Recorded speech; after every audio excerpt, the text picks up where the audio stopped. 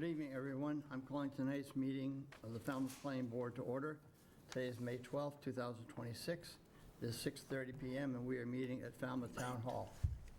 My name is John Drewley and I am the current chair of the Planning Board. Before we begin, I would like to remind everyone that this is a public meeting, is being conducted in accordance with the Massachusetts Open Meeting Law. Please take a moment to silence any mobile devices or electronics to avoid interruptions. Anyone wishing to speak should come to the podium, wait to be recognized by the chair, and state their name for the record before making remarks. We encourage respectful and constructive dialogue during public comment periods. Thank you. We'll now proceed with the first item on the agenda, which is public comment. If anyone wishes to speak about something that is not on the agenda, please come to the podium and state your name. And it doesn't appear like we have anyone here to come to the podium, so next item on our agenda, which is minutes. Mr. Chairman, motion to approve the April 28th, 2026 minutes as presented. Second. Thank you. All in favor? Aye. Aye, unanimous. Next, we have a presentation from the Cape Cod Commission. Looks like they're running a little late. Nope, she's here. Yeah. Okay. Is it Liz or Martha? Liz. Liz. All right, thank you, Liz. It's just me today. So my name is Liz Kellum. I'm the community design planner at the commission, and I'm very excited to talk to you guys today about the Falmouth Design Guidelines.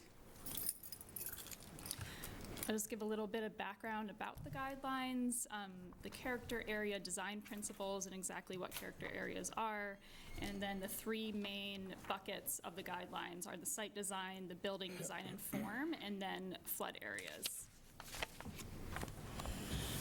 So these guidelines essentially take the key elements that are the key architectural elements that are in the study area, and they translate them into these guidelines that address building siting, architecture, building form, landscaping, pedestrian scale features, all of these things within MRCOD.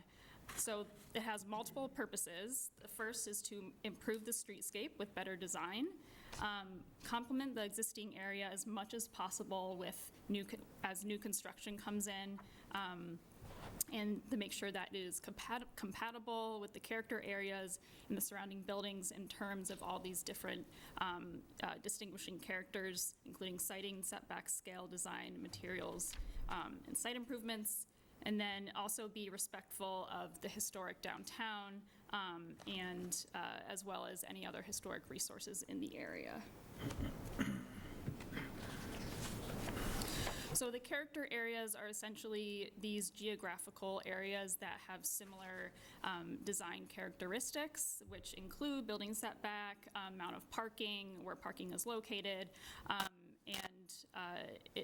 As we know, I think the character changes dramatically as you move along the MRCOD district. You start in historic downtown, which is very compact and walkable, and then as you move the T-ticket, becomes very car-oriented, very parking lot heavy, parking in front of the buildings, more curb cuts. It's a very different kind of streetscape. So some of the things that we did look at in creating the character areas were the setbacks, the parking, the curb cuts, the landscaping, all of these different things. And so here's a map of the different character areas. So for each of these areas, we have a sort of design principle. For the historic downtown, we really want to maintain the distinguishing character and density of the historic village. For East Main Street, we want to focus that more on the pedestrian and the pedestrian experience by bringing buildings closer to the street, making parking less visible, providing more landscaping and design context-sensitive infill buildings. For T-ticket, there are these two sort of sub-character areas. One is these large plazas that have large expanses of parking, and then you have sort of these smaller nodes that we call neighborhood corridors. And so for the large-scale plazas, we want to reflect the agricultural past of the area by encouraging more vegetation. So that could be street trees, vegetative screening, deep landscaped areas, and those deep landscape areas can also be spaces that accommodate floodwaters and flooding. And so the neighborhood corridors, we sort of similar to East Main Street, encourage infill development, reduce parking within the front setback in order to enhance the building and the pedestrian connection, the building connection to the street and the pedestrian experience. So this is just a snapshot of what the character area pages are in the actual design guidelines. Each character area has one of these pages, which states the primary design goal, and then these character defining features. So I don't show each of the pages that each of the character areas have, but they include the spaces in front of the buildings, between buildings, where parking is, the transparency of buildings, the amount of landscaping, roof forms, all of these things. And as when we sort of laid them out together, you can see how they really changed dramatically as you went along the corridor, starting in historic downtown and going all the way to T-Ticket. So the first bucket is site design. Building placement, we have different recommendations for the max setback. In the historic downtown, we recommend a max setback of 5 feet. In the East Main Street, we recommend a max setback of 15 feet. In the large plazas, 15 to 25 feet, and in the neighborhood corridors, 15 to 20 feet. We also new construction within the historic downtown should respond to building scale materials and the setback. And for building orientation, we always encourage the main entrance to face the street. And any features that add visual interest to the facade are also encouraged. So that could be more transparency, porches, anything that engages the streetscape, engages the pedestrians, makes it visually interesting. So landscaping became a big part of the design guidelines, and specifically we wanted to address landscaping within the front setback. So what's interesting about the historic downtown is that you have these defined zones. So you have the pedestrian zone, which is essentially where the sidewalk is. Then you have a 6 to 7 foot amenity zone, where you have the vegetation. So you have these shrubs and flowers and street trees.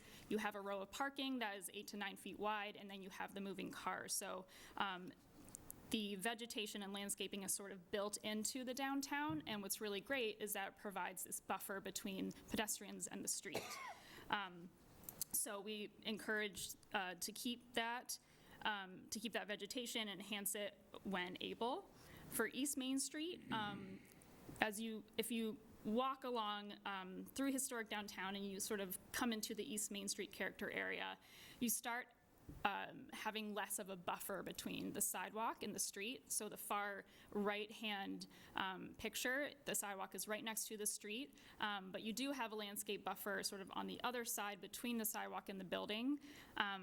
For parking that is in front of the building, we do recommend, in order to create a more definite street edge, that a vegetated buffer depth within that front setback should be 15 feet, but it could be combined with other things like seating, so that central picture on the bottom is actually a great example of using vegetation to both enhance the experience of that space and create an enclosure for seating. Just a great way that this business uses vegetation to create that kind of space. In T-Ticket, we recommend planting various heights of vegetation, including street trees, along the sidewalk to define this edge, provides shade, and contribute to a sense of enclosure along the roadway. That's that middle upper image. You have a lot more open space, larger setbacks, and so we do suggest that the buffer should be at least 30 feet deep when it is adjacent to a large parking area.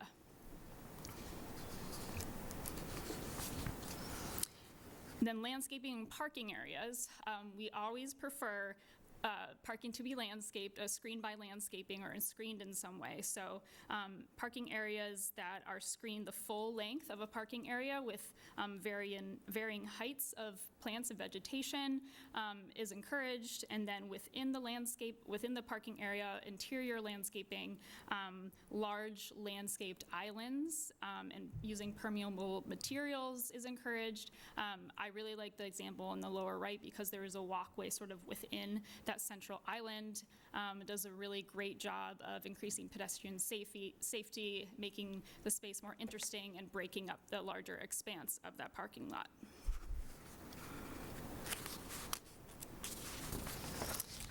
So next bucket is, or we're still inside design, signage, circulation and accessibility, and parking.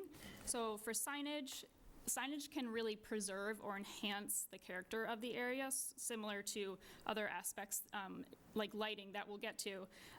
But we suggest a maximum of 2 signs, one on the facade or one freestanding.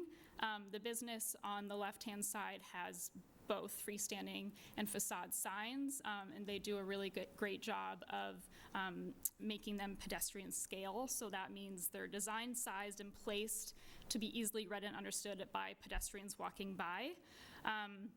In terms of circulation and accessibility, walkways within the front setback, which is another thing that they do really well, and making gathering spaces within the setbacks.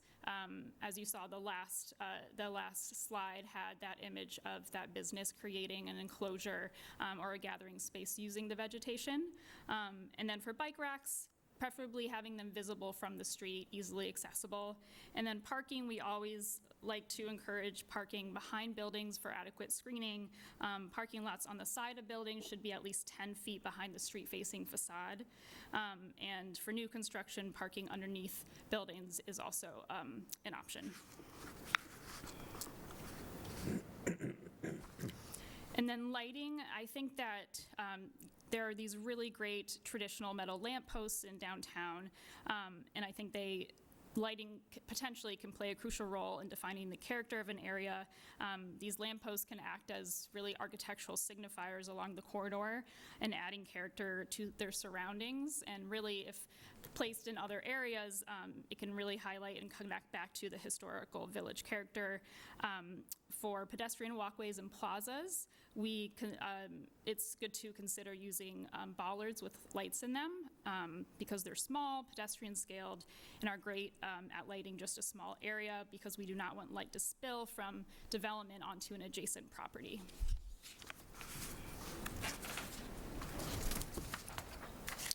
So next bucket is building design and form. Height, we suggest a maximum height of 2.5 stories in all of the character areas, except for the T-ticket large plaza character area. For that, any height that would be above 35 feet should be set back from the street-facing facade at least 10 feet. And if so, no parking should be within the front setback, and there should be screening along the street. Street-facing facades that are continuous for more than 50 feet should be divided vertically or offset at least 7 feet deep and 10 feet wide. And there should be a corresponding change in roof form, either by roof type, like pitched roofs or hip roofs, or roof orientation.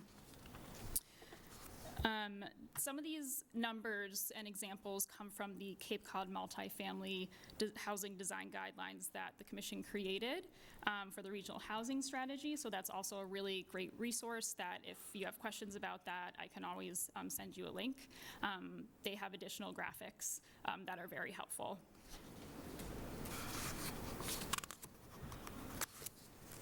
For materials, we always encourage using traditional materials that weather naturally, like wood shingle, wood clapboard.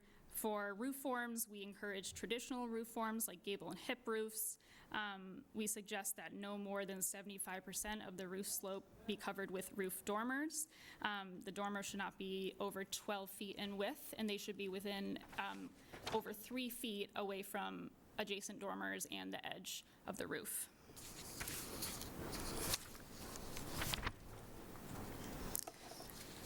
For transparency and fenestration, For non-residential development, the front facade wall to window ratio for the ground floor should be a minimum of 60% and a minimum of 15% for the upper floors.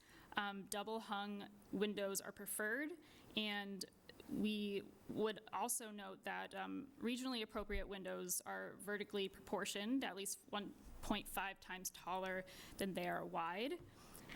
And for the utilities that have any kind of external component, any buildings that have utilities with an external component like HVAC systems, electrical cables, meters, should be screened from view if possible, or located at the side of buildings or underground. Roof-mounted equipment should also be screened when possible. And then flood areas is the last main section of the guidelines. As you can see from the map, most or each character area in some way is affected by potential flooding. So we did want to acknowledge that and make a note of how important green infrastructure is in utilizing low impact design, which is essentially an approach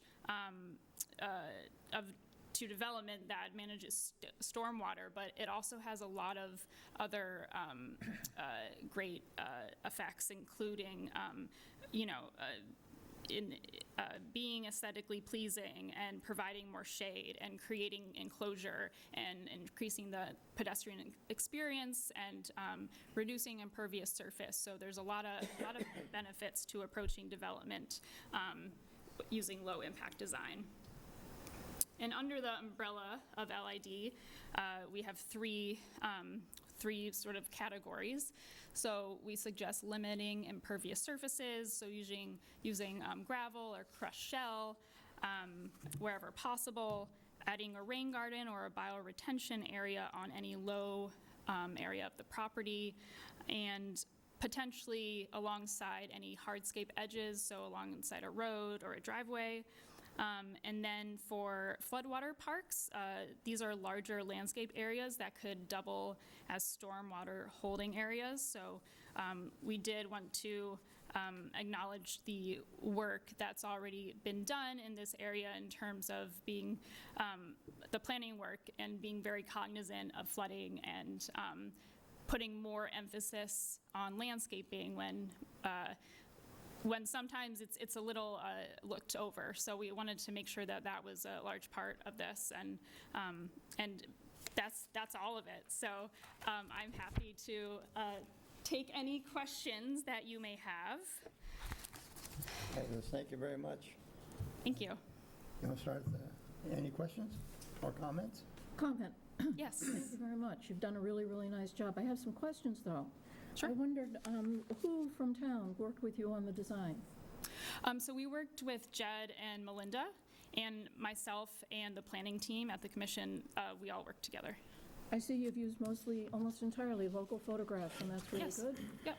For the example. And I wonder who in town has already seen the design and commented on it other than the planning board Just you folks.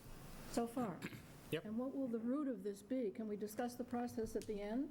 Sorry, I didn't get the Maybe last at part. the end of the discussion, we can talk about the process, what will happen next. Sure. Yeah.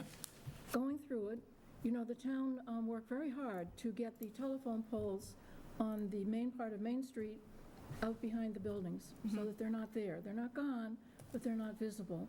And they're not particularly mentioned, and that's my only disappointment in this, Okay. that they're not, because aesthetically, they're the worst thing from where they come back into view right after Barbo's forward. And it'd just be nice to get rid of them completely all the way up to the administration building. And that leads me to my next question about what other towns have done in order to fund. You've done plans for other towns on the Cape. Design guidelines specifically?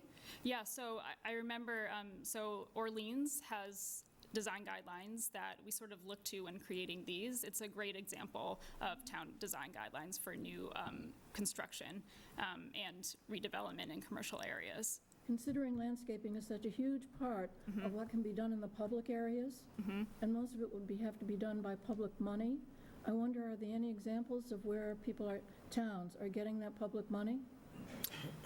I'm not the best person to speak to about that, but I could circle back with you and we can talk more about it. Because it'll be about the money. Okay, thank you. Bob, any- Yeah, I just wonder, it seems like planning boards are losing more and more of their authority when it comes to especially design. Are we going to have any teeth to require some of these changes? If somebody comes before us with a project, and can we say this is what we want? Or are we trying to front-load it so that people know before they come before us, this is what we're kind of expecting? Because we've gone through situations where we told a company or an organization, this is what we want, and they've just said, no, we don't want to do that. And even when it comes to enforcing things, CVS, we required hedges along the road along CVS. It's never really happened. So, and so what do? Go back and tell them they need to plant them in, in 10 years? So it's just a matter of enforcement is what I'm concerned with. Right, and these are, that's a great comment, and these are just guidelines. But you're able, at some point to adopt them. Jed can always talk you through what that process might look like. But if you're considering these having more teeth, that's a potential avenue, but that's something that Jed could walk you guys through. Yeah. Thanks. So we would make, instead of guidelines, we'd have to refer to these as code. They would have to be specified as code. They have to do it. Yeah, that's something that you guys would have to discuss. These are just guidelines, so it's essentially to help you make decisions when new development comes in. It helps developers when they're coming in know what you expect, as well as people who live here and residents, what we would like to see in the corridor in MRCOD. So that's the main. It's to encourage the kind of development that you would like to see in the district. The setbacks could become code, though. Right, you have, Very easily. yeah, We have setbacks in most of our areas. yeah, So we could move the setbacks to be code. If we're not always doing that. For instance, in the redevelopment area on East Main Street, we don't allow parking in the front. That's code. But we always give variances to it. Somebody comes in, they want to have parking in front, and they say it's too expensive, and we let them park there anyway. Yeah. Or they don't have the room because the building's set too far back or something. Yeah, that's the issue, yeah. So I think that I'd like to see towns where these codes have been more code enforced, that actually becomes code and not just guidelines. I know if you go all the way to form-based code, you eventually get there, but that's kind of hard to do. But so some of the I like the guideline, but I'm just concerned that it's too much guidelines and not enough code, and we ended up, people apply for variances and we give it to them anyway. And then there it's for 50 years. So I don't know how strong it is to come up with these great ideas and then not to enforce them.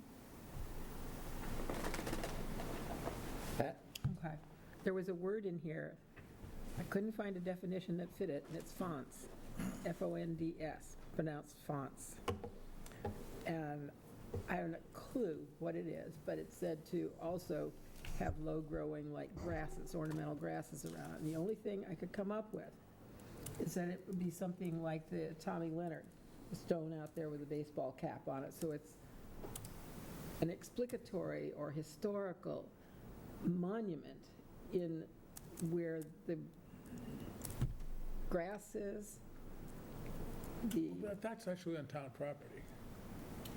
I'm just telling you, it's part in here, but until we know what that word means, I don't know what it means. When I looked it up, it was like a cache of historical documents. So that's the only thing I could come up with that made any sense. Where is it, Pat, in the document? I wish I had made a note of the page. I didn't. I'm sorry. And I looked it up, I Googled, I dictionaried What it. did Google say? When you Googled it, what did they say? What I'm telling you, a collection of historical documents. What was the word? FONDS, and it says pronounced fonts. Yeah, Okay. I'm not finding it, but it's used in there, so. Okay, and that was in the, you don't remember what section that was in? I really I'm don't. trying to also remember. Yeah, no, I really don't, and I should have Okay. made note of it, but Okay. I didn't. It could have been, well, I would have to check, but it could have been referring to a type of vegetation that could be used in certain areas. Well, it was referring to it, but it was referring to the vegetation as ornamental grasses planted around this, whatever this thing is. Oh, yes. I think I know what you're talking about. What the best way to describe it, I think it's not a shrub, but a woody plant. That's, I actually remember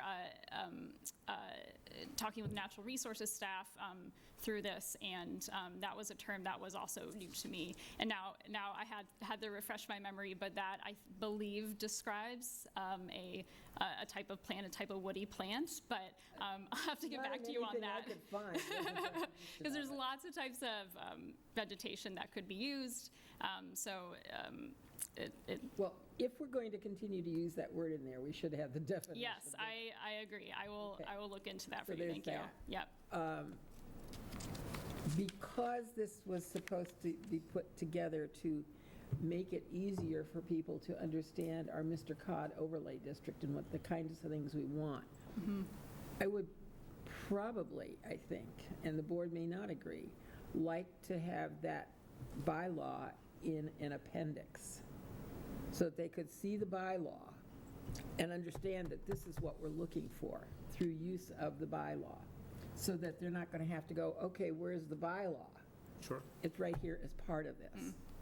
So that's a comment I would like to add in. Let's see, what else was it? And it has, some of my comments had to do with what Charlotte's saying.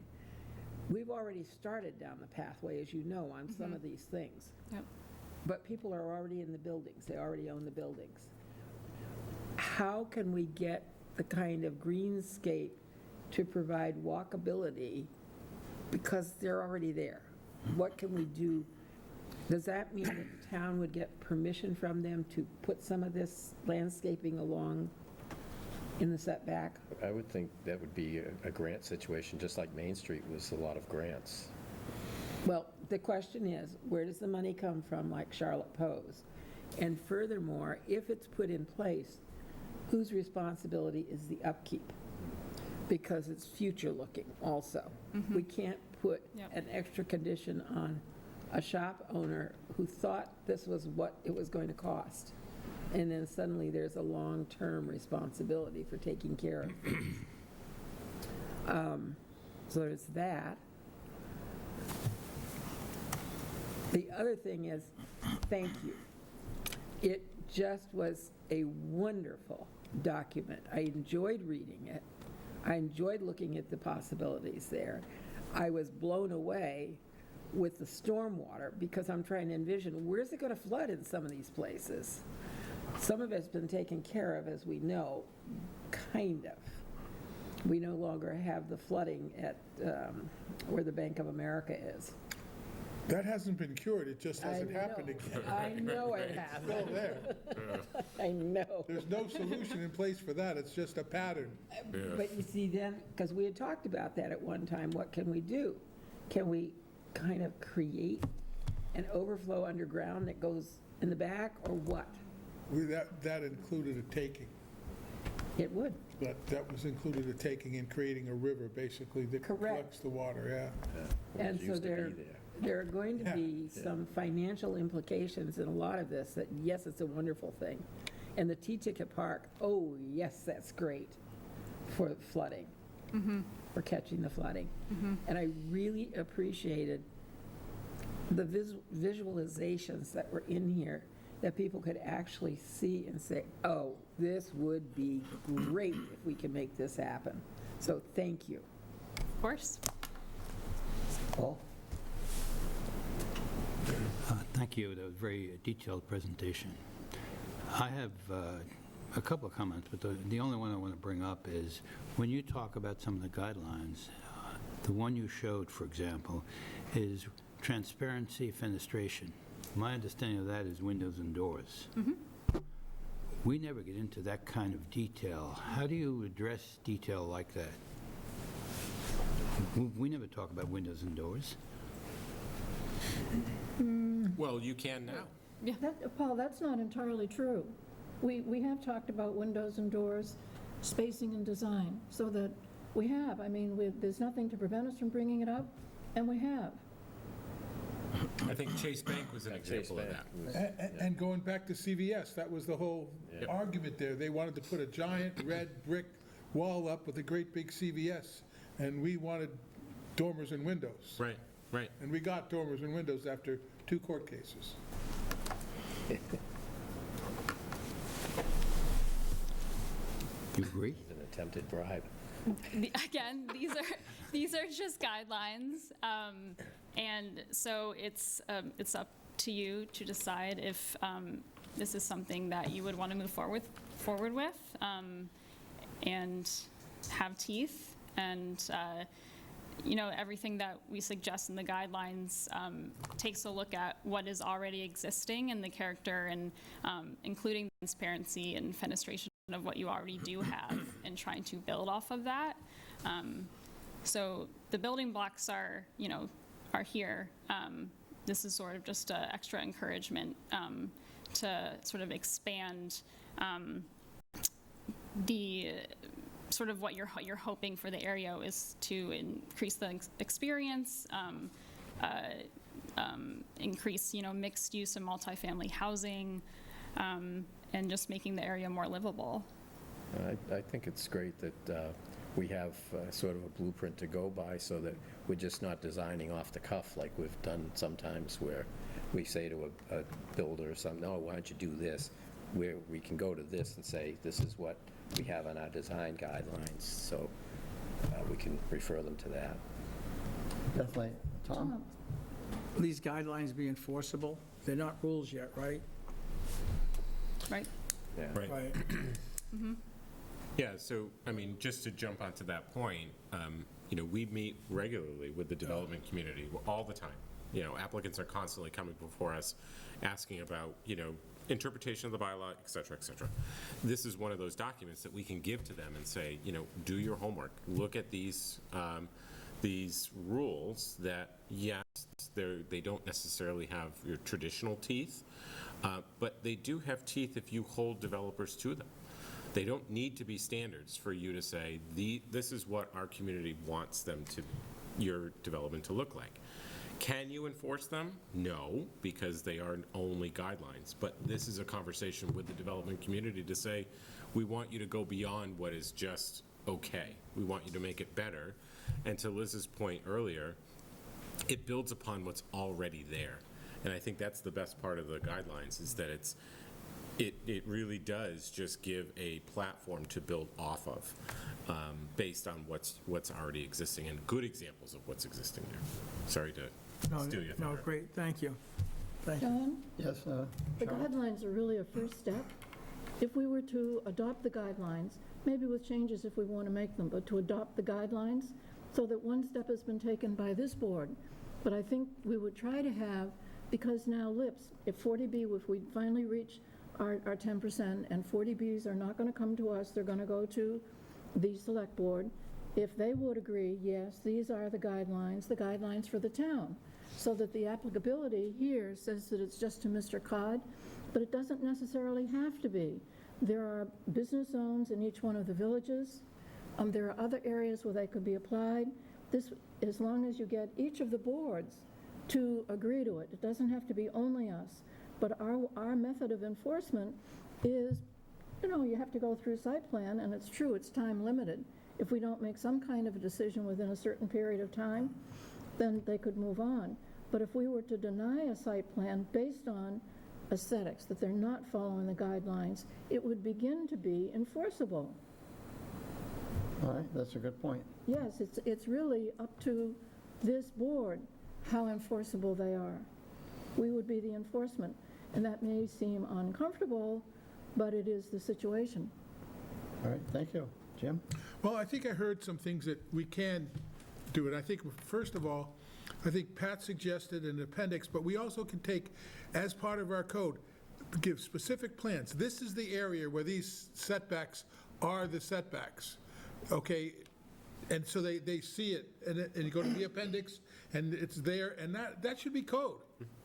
You know, it's not a guideline. Setbacks are code. They are. We got to, and then the same area, then we could say for the same areas, these are the design guidelines. So when they come in, they can go to the book, and here's the stuff you have to do, and here's the stuff you want to do. And it changes as we move down the street. So each area, it's like form-based code requires that. They have to really have a site plan, what it does. We're working our way towards that with this, and I think we should really push hard on the code enforcement, on the setback issues, and then overlay the design guidelines on the same plan. So we tell them, you're gonna have to deal with the setbacks, and we want you to deal with the windows, the dormers, you know, the proper fenestration, amount of glass on the buildings. I think if we make it really strict on the setbacks, because that's the only thing we can, there's nothing else here that we can say. You have to do it, but setbacks are code. Building height. Building height's the only Building other height. thing. Yeah. Building height setbacks, and put specific examples in the book, in the appendix pack. This is your idea, I'm just expanding on it. Uh-oh. I'm just expanding on it. Yeah. I think we'd have a better shot at getting what we want, and I think that's something we should work Because towards. it's an easy look for people who are Right. looking this up. We have landscaping standards, we have landscaping bylaws. Yes. We can look at them, see if these accord with it, or do they need to be added to. That also can be there, not just setbacks. Right. On landscaping, I think if we have green, we have lot coverage ratios with greenscape, and that's a code. Okay, it's not the type of trees you have to have a This certain doesn't say amount a of green. type of tree. I know. I'm talking about the ones that are suggested here. Okay, I'm trying to get to what we can actually make code instead of just guidelines. Landscaping. John, Yes, Pat? I think I heard Charlotte correctly, but maybe I didn't, that you would like the select board to adopt these design guidelines for the town, not just the Mr. Cod overlay. Is that correct or not? For Mr. Cod, because that's the way it's written. Right. We've done a lot of spade work on this. Remember back when, I think it was Union Studio, had us do the survey of what does the town want, and people looked at pictures and made choices, and these were in fact the choices. This is completely in line with that. We've been working toward this for a long time. Pat, you and I worked on guidelines that actually was very similar to this. This is more detailed, it's better. So we've been working on this for a long time. It's no surprise. And unless we get the buy-in from the other boards that have, you know, among all of them, there's some authority. Each individually doesn't have complete authority. So you need to get agreement among them in order to get very far. But what are we getting agreement about? But these are the guidelines for Mr. Cod. And if a Okay. lip is coming in to go into Mr. Cod area, they ought to do this. And we could at the same time ask them if a lip is going somewhere else, they would look at this. That's what I thought I Because it maintains the understood you. character of the town, and the town's economic success depends on its character. Yeah, great. Paul?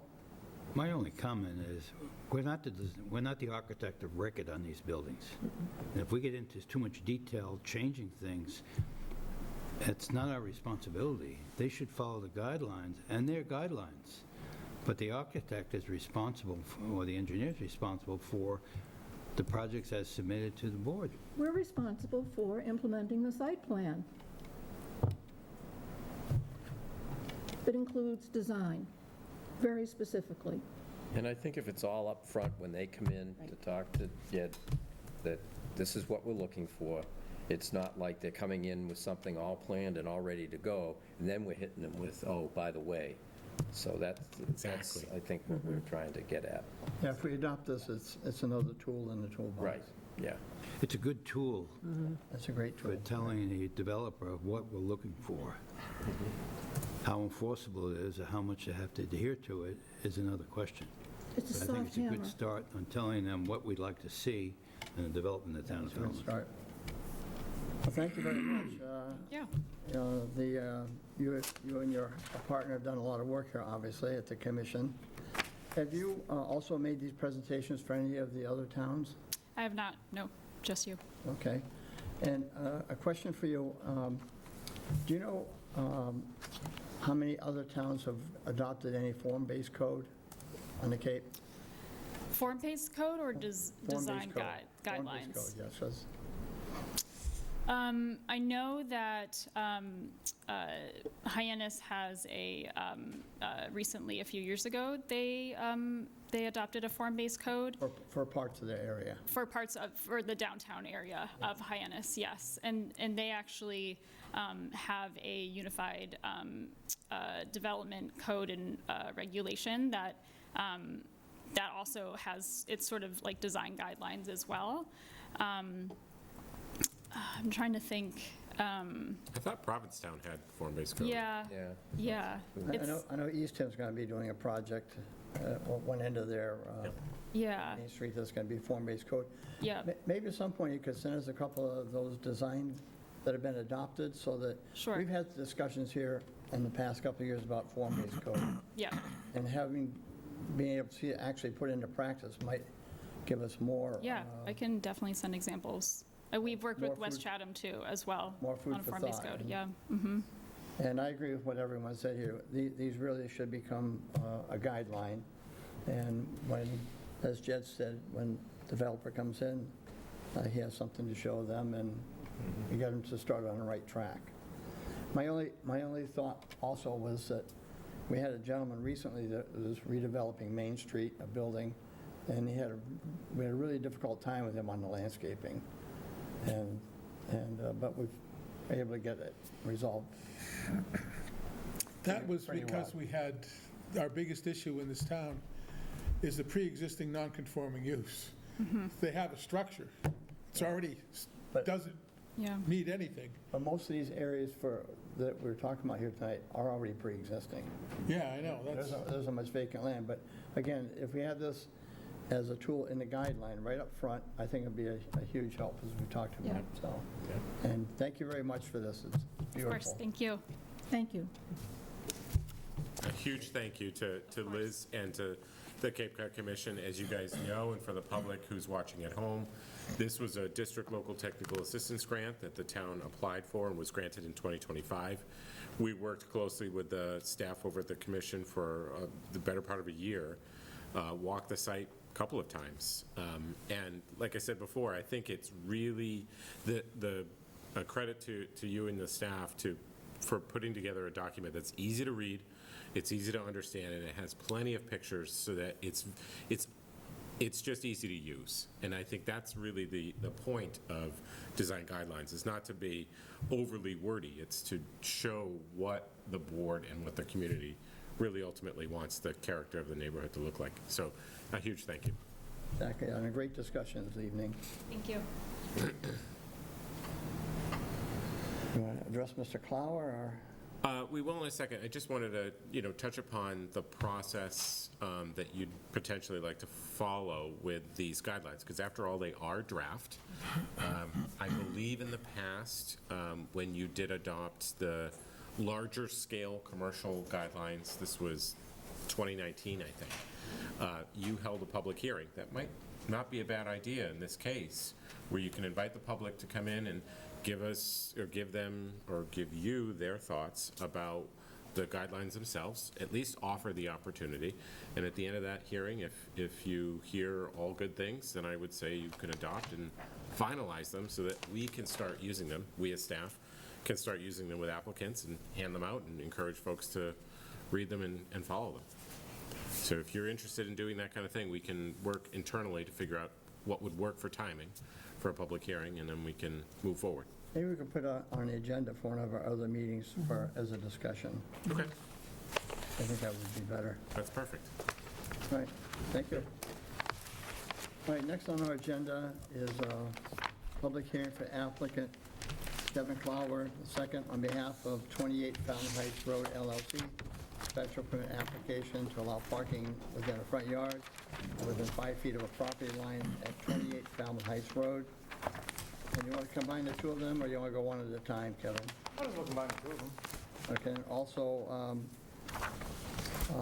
public meeting, same applicant, site plan review application for the renovation and redevelopment of the existing Red Horse Inn property at 28 Falmouth Heights Road.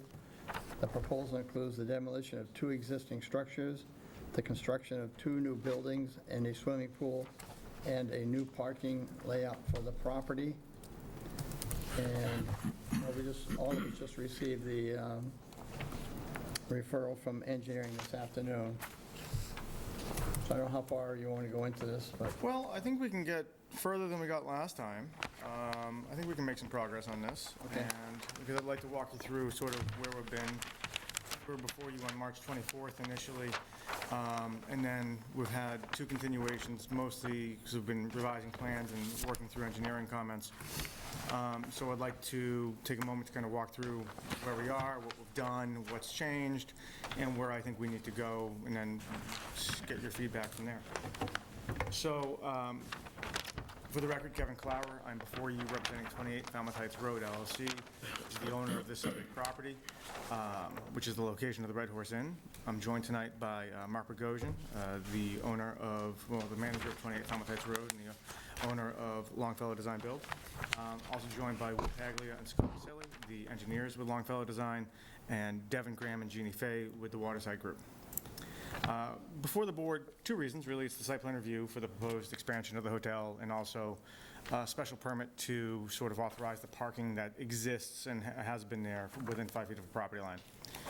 We previously opened this hearing on March 24th, presented just generally an overview of the application, and at that point requested a continuation so that we could review and respond to comments of the engineering department. As I mentioned, we've been working through those comments with really 2 iterations of plans. We submitted the most up-to-date revision to the plans last week and received the engineering's report today. Having had a chance to read through it, I believe that most of the remaining comments can either be addressed directly with engineering or as a condition of the decision, or are being left to the discretion of the planning board. So, brief recap of this project, and then I'd like to address the changes that have been made.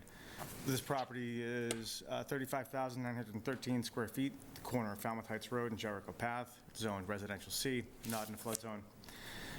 Presently site of the Red Horse Inn, which is a 26-room hotel located in 3 separate buildings. Building A, the front building, has 16 units. Building B, which is the rear building over here, has 10 units. There are 8 parking spaces that exist along Jericho Path, as shown on the existing plan here. The remainder of the parking is in a gravel courtyard on the north side of the property. The applicants are proposing an expansion of the existing hotel use. They're going to remove an existing maintenance building. There's an addition of a new building C, which is going to be located in the southeastern corner of the lot. That building's been revised to reduce the requested additional rooms from 14 rooms down to 8 new rooms. There's also a proposed check-in facility and a pool in connection with this application. So this would result in a total of 34 proposed rooms on the site, in addition to an improved parking layout on the site. With 34 rooms, parking, the bylaw requires 1.1 parking space per room, meaning a total of 38 rooms are required. We have 38 spaces proposed on the plan, including 2 accessible parking spaces. This property's been a hotel since the 1950s, and until approximately 2001, included an outdoor pool. In 2006, a special permit was previously granted with site plan review approval for the addition of a 3rd building, which would have added 10 additional rooms. Unfortunately for us, that was never constructed. So there is some precedent for more than what we're proposing today. As I mentioned at the first hearing, in addition to site plan review, this will require a special permit from this board for the existing parking within 5 feet of the property line. And in addition, will require relief from the zoning board for modification of a non-conforming structure, alternative parking surface, and lot coverage by structure in excess of 20%. So this remains the beginning of what will be a process for this project. We've reviewed both the staff report and engineering, and as I noted, I believe that all of those remaining comments can be addressed either through a condition of working that out with engineering or have been left to the discretion of the planning board. This proposal is in line with the existing use in the surrounding area. The applicants are seeking to continue a use which has existed here for almost 80 years and bring needed additional hospitality rooms to town. I believe this project meets all the criteria for site plan review approval and for a special permit. I understand that you just received the engineering report today, so there's likely going to be some questions, and we may need another continuation, but I'd be happy to address any comments that you may have at this time. That's it? That's it. Keep it simple. Now, we'll ask some questions. I had a chance to look at it all. Okay. So I don't have any questions yet, but at some point, we will have some questions for you. Want to start on the left here, Tom? Okay. Oh, Mr. Zine, before you go, I just wanted to note one of the additional changes we made. Originally, we'd been proposing an S from the main parking area down to Jericho Path. That's been removed from the proposed plans.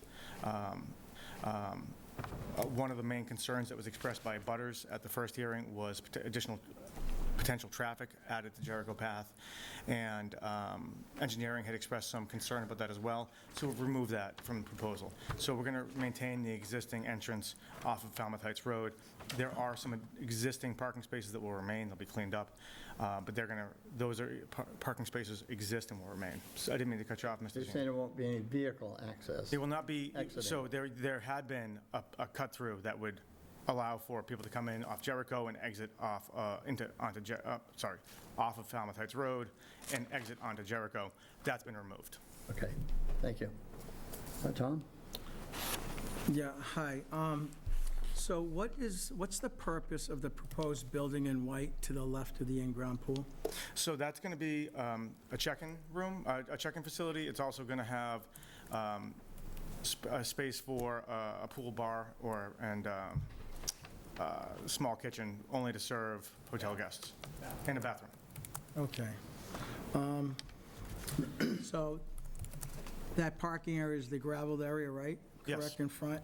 So just to stay consistent with what I, wanted with another project that was in front of us a couple months ago are bollards in front of that building. I know there is a fence, probably that takes up about 8 or 9 spaces, but those spaces that are in front of that building, you need something there if it's going to be used as a check-in facility. Sure, so we're saying bollards in front of the spaces right along here in front of the proposed building? The fence is there, so it'll be consistent with what we asked another applicant. We didn't ask for any bollards in front of where there was an existing fence. So I think that we could certainly do like concrete parking. Would a concrete parking, You have to give your name for the record, please. for the record, motion. Would it work to put concrete parking stops in front, and then I would prefer if I could put structural bollards in the building. I'm happy to, opposed to putting them right outside of it, because that sidewalk from an aesthetic standpoint, and I've done that in the past, so we've done that in the cities where we need to, so I can actually have our engineer, that we have those at that spot, so a vehicle wouldn't go through that. So I don't know, what's a structural bollard in a building? Yeah, so basically what the idea behind the bollard, we're trying to convince a car, or make sure a car doesn't go through that. Right, but in a building? Is it in the? In the wall, so in the wall wall cavity, itself? so when Okay. we're building the All right, fair building, enough. you put them in there, so you design them so that way you could handle a car coming in at that level. So you just add that foundation, so when you're building the foundation, you see it, and then it gets framed around. Right, yeah. But then aesthetically, it looks a lot nicer if you walk by, there's not just 4 in a row. Okay, James. Perfect. I'm down the line, okay? Another question, Okay. no, are we good with that? Good, okay. So it was in your response letter, Jed, it said about if we wanted to see plans on the parking spaces and how they delineated, how it's delineated with cobblestones.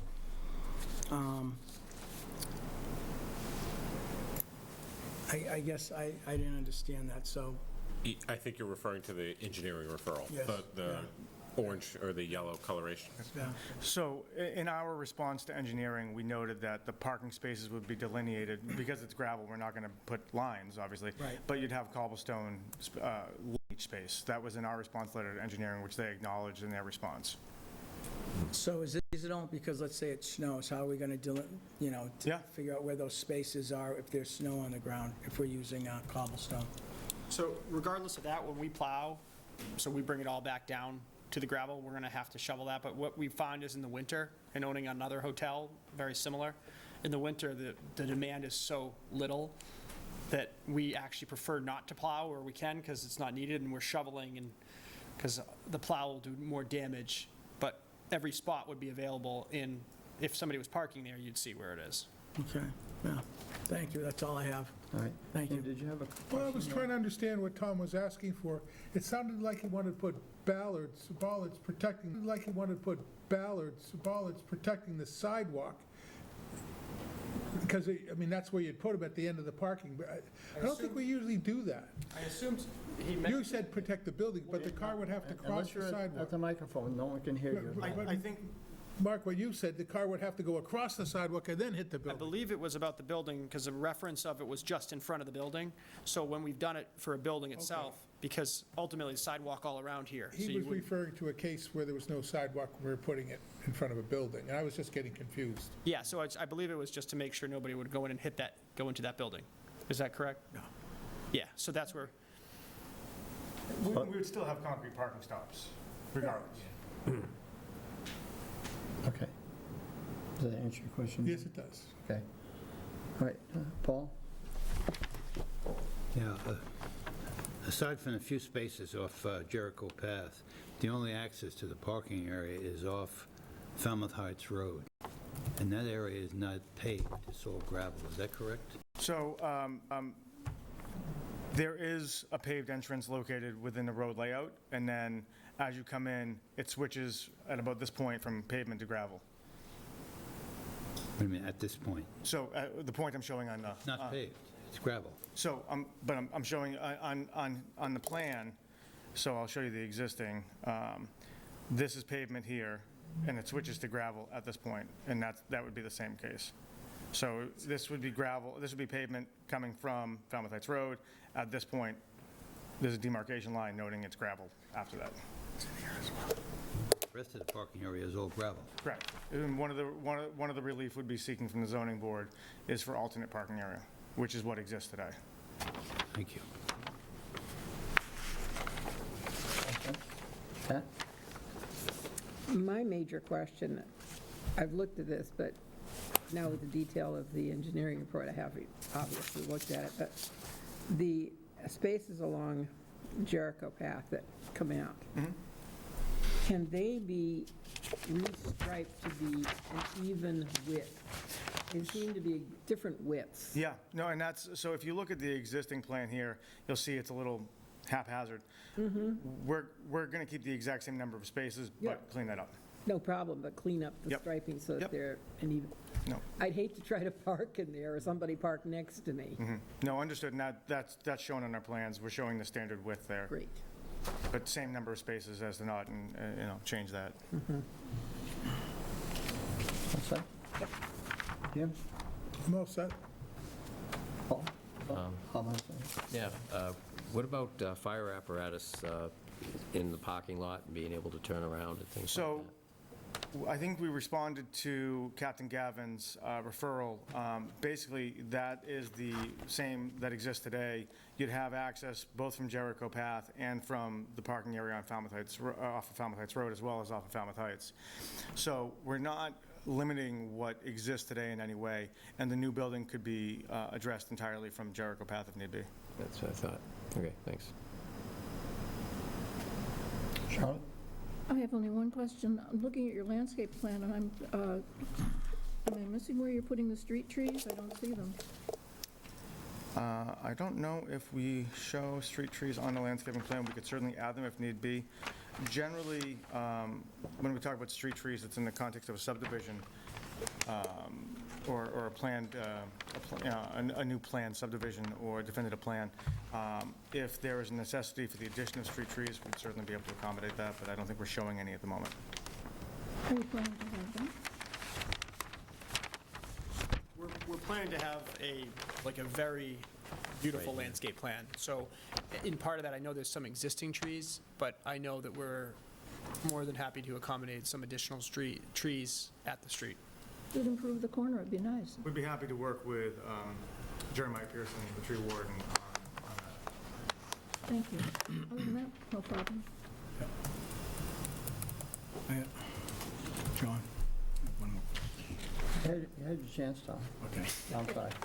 Go ahead, Tom. Just the parking spaces on Jericho Path, that two-story, proposed two-story hotel, that southwest side of that building, will you also put, what are they called, structural bollards within the framework of that building where those parking I'm spaces going to go ahead and say are? yes for Mr. Bogosian. Okay, just want to make sure. All right, thank you. Paul, did you have another question or comment?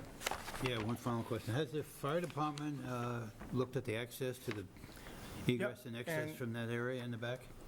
So I believe there, Jed, I believe there was a referral from Captain Gavin, There is. which we responded to, and I don't think there was, I don't know if he gave a follow-up to that or not. Yeah, and I can read it for the record. So Captain Gavin was referring to engineering's referral, the second referral, where they had an issue with the turning plan. So he sort of references someone else's referral.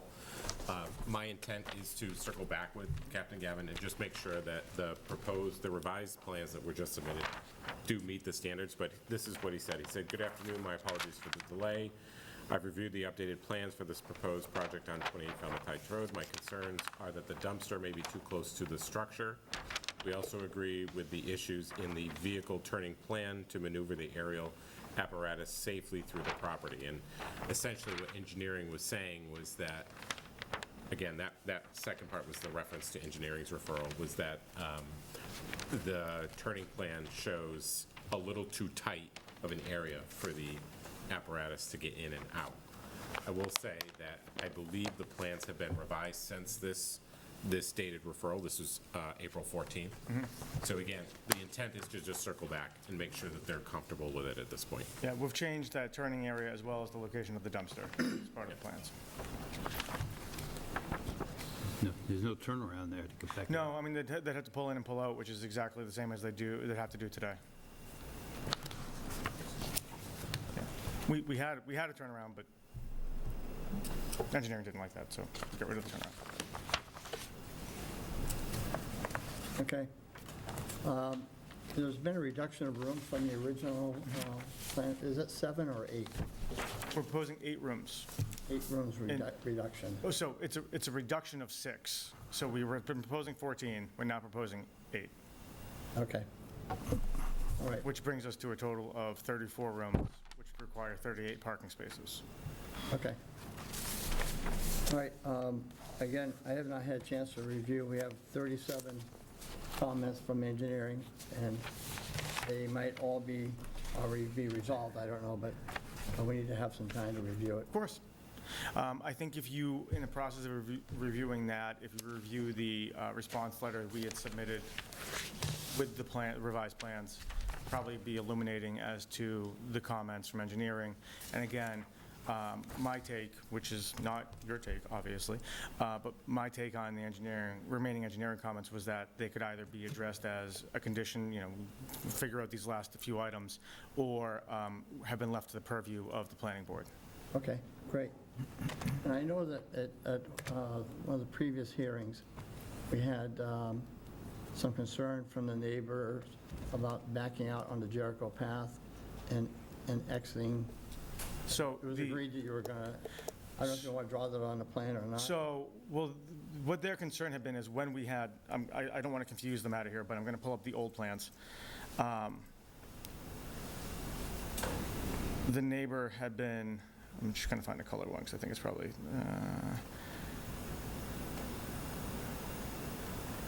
so we had that cut through here, which is going to provide access to Jericho Path. The neighbor was concerned with increased traffic. At that point, we had said we'd have right turn only out for that purpose, but we're no longer doing that. So we no longer have that driveway access coming from the main parking area to Jericho. All we're leaving is the existing parking spaces along Jericho, cleaning them up a little bit. We're not adding any new traffic there. But understanding, I don't think we're going to want people to back across Jericho path to go the other direction. So I don't know that we could say, I know. left turn only out of a parking spot. As a consideration. But what we're not doing is increasing, that would have, the traffic pattern we had laid out initially would have put more cars on a portion of Jericho Path. We're no longer doing that. So I think that concern is probably allayed. Okay. All right. Any questions from the audience? None? Okay. And we want to continue this, Jed, to, So your options are June 9th and June 23rd. okay. You guys have a preference? So Kevin? June, I'm just looking at my schedule, bear with me for 1 second. And anybody on the board's going to be missing any of those meetings? I think we'd prefer to do the 9th if possible, because I don't think you're waiting, but you're not waiting on anything from us at this point. Okay. So as long as the board feels they have enough time to review the engineering report in that time, our preference would be the 9th. Any objections? Anyone? Just so that, there's clarity, in order for, if revised plans needed to be submitted, they would have to be submitted by Monday, the 18th, in order to give engineering enough time to review them. May the 18th. Maybe the 25th, Yeah. Okay. yeah. So, because I think we're falling into this sort of unfortunate pattern of So do the you board prefer- not having enough time to review their materials For the before. second date in June, then? No, I think the first can work, provided that they can address the comments. The first would be the 9th. The 9th, yep. So I don't think there's any comments that are going to require us to revise the plans at the moment. I could be mistaken, we'll double check that. I have to double check too. Yeah, but I spoke with our engineers earlier, and they didn't think that any of the outstanding comments will require additional revisions to plans. So our anticipation at this point, unless we hear otherwise, is that we're not going to be submitting any new revised plans. Okay. I just wanted everybody to be clear, that's all. Okay. Sean, did you have? And if it doesn't work, the 9th doesn't work, they can always ask for a continuance based on Okay. that date. Did you have a question, Charlotte? I too did not thoroughly read what we got very lately from engineering, but just glancing through and going on the color coding, there's not a lot that we need to do, so why are we putting it off till June? We have another meeting in May. We're going to put it off till June. No, you don't have another meeting in May. No, we don't. Your next meeting in May would have been the day after Memorial, and you delayed that to We June voted not 2nd. to. Yeah, Memorial Day is. But June 2nd's a full agenda, so the 9th is going to work better. So one other question I would have is, between now and then, we're going to have an election. Correct. So what happens if we have, who's up for election? You and myself? You and I? We'd still have a quorum. Paul? Right. So what happens if the three of us aren't here? We fold up the planning board and everybody goes home. That's a great idea. No, does the applicant have to start all over again? No, no. Because you have to have a Well, quorum. 2 out of the 3 of us has to be here, because only, Yeah. Well, not in June, if we're not. only one, there's 4 people running for 3 seats. So 2 of 3 of us will be here, we just don't know which one. I mean, it's an interesting question, because you do have a special permit on the table, so. Yeah. We'll tackle that after. I think we would still have a quorum. I struggle to see how we wouldn't have a quorum at that point. Yeah, you still have a quorum, but the folks who sat on the original special permit, so But even if we lose one, still be able to. a time like the present. Yeah, right, of course. We can handle it. We'll handle it when the time comes. All right. Great, so we'll see you on the 9th. All right. But we Thank you need- very much. We appreciate all of your time tonight. Ed, don't we need a request for an extension on here? Yes, thank you for the reminder. We do need to extend the board's decision deadline, so if the applicant can just request that extension for the next meeting. I will send you an email requesting that. Is that, or do you? About the end of June? Yeah, I that's think fine. that should work. Yep. Agreeable to the board to extend the deadline to the end of June? Yep. Yes. Very Yes. good. Thank you. Thanks, guys. Cross their Ts.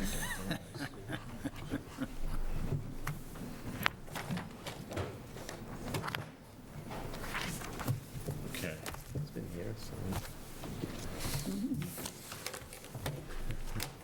Let's see who's here the next time we meet. All right, so next on our agenda is zoning bylaw amendments. The meat and potatoes of the meeting. So, this, as you know, has been on your agenda for a few meetings.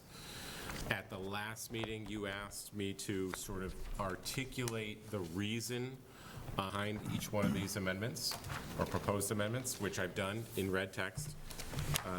I don't think I need to go through each one of them individually, but I'll pull out just a few, because staff has met internally, and we've sort of come up with our recommendation for October's town meeting. We figured get that out of the way first, that part of the conversation anyway. And then we can start working with the board to determine what your roadmap looks like for the next probably 5 town meetings to handle all of the items that are in this list.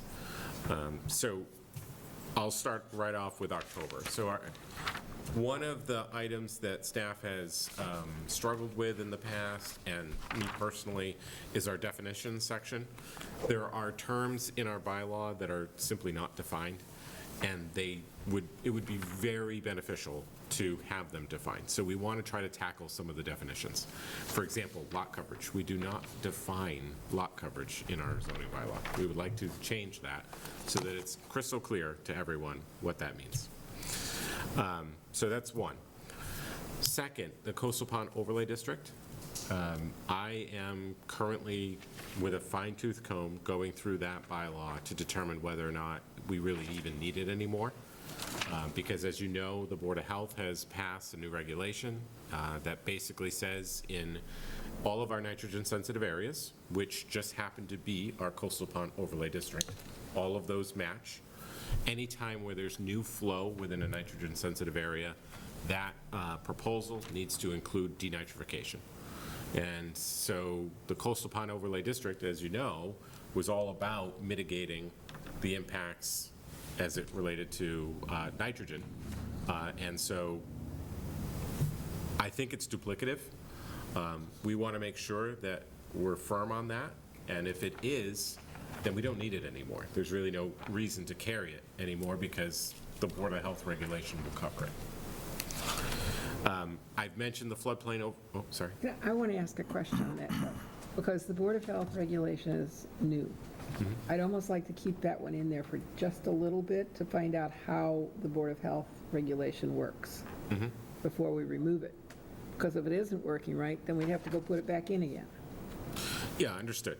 Okay. Yeah, and so part of that process is going to be not only myself reviewing it, but all of the staff and town council's office to make sure that before we delete anything, we're crystal clear and concrete that we know, we're confident we can delete it. So it's one of those things that could go to October, but it may not have to, right? So we could delay it a little bit if we needed to, but I hear you. Last thing we want to do is delete something that we absolutely need. Well, by the fact that it's in there, too, remember, we don't have anything controlling phosphorus inputs to our freshwater Right, ponds. right. So, There's other issues with the Coastal Pond Overlay District bylaw as well. So if you're interested in it, part of this conversation in June is going to be, just putting all cards on the table and saying, so this is why we need to make revisions, because there are these problems within this bylaw, et cetera. Third item is the floodplain overlay district. So we've talked about that in the past. Apparently our bylaw is way out of date. The state model bylaw has a lot more meat on the bone, if you will. And we've been working with the county and the Cape Cod Commission to sort of beef up our overlay district and to put a lot of helpful information in there. And so we'd like to be able to bring that forward in October, sooner the better. There are a couple of items in Article 10, our recently passed non-conforming uses, structures, and lots bylaw that I feel that we need to clean up. There's a couple of items in there that we need to make sure that we either eliminate or reword so that they're not used in an improper manner. And then the last item, and again, we're trying to keep to a handful of items for a town meeting. The last one might be just taking all of our minor edits and cleanup items, which is the third category in your handout. Things such as, references that are out of date that need to be changed, simple things, and make that an article as well. So that's essentially where we're coming from. But tonight's conversation's about, one, do you agree with that sort of approach? And if you don't, totally fine. What are some of the things that you would like us to focus on potentially for October? And then we can work past that to figure out future town meetings. Oh, yeah. John, I'm just going to be putting in a request that I don't know when it can be done or anything, but we were wondering about any teeth that might be in what we just got from the commission. And one of the things that's going to take a longer period of time is landscaping. Yes. Yeah. So I'd like to tackle that, not necessarily for town meeting, but start talking about it as soon as possible, so that we can then present it to town meeting when we try to get some of the teeth in with what we've just been presented by the commission. Yeah, it's a good point, because, and I meant to mention it with the design guidelines, it's one of the, I shouldn't say overlook, because that's really not the correct term, but it's one of the last items that we sort of get to in a hearing with an applicant.